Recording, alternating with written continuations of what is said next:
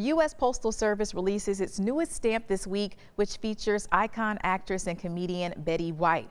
Mario Hilario sat down with the artist to learn about what went into creating his latest work of art.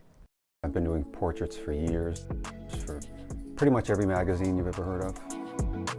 I think I was just the right guy at the right time. With the right touch. The art director said he liked how my work was sort of gentle to older people, so I think it was a good fit.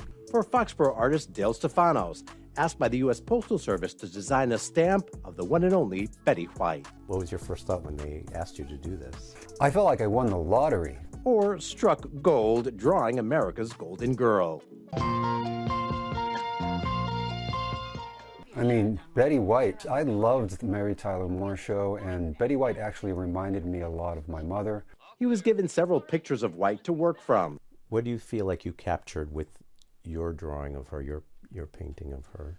I worked really hard to capture that sort of mischievous humor. There is nothing more frustrating than waiting for one of these suckers to rise and it just won't. That slight edge she has, and the youth that was still there as she was aging. I'm just gonna quit while I'm ahead. His biggest challenge, at the family's request, representing White's love of animals and activism on their behalf. After drawing several sketches with animals, it just wasn't working.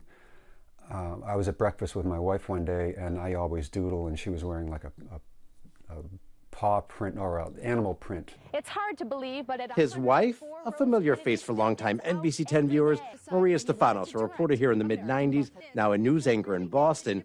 Her outfit that day led Dale to this idea: a paw print earring on White's right ear. Subtle, but... If you know, it's cool that there's a little secret hiding in that tiny little stamp, right?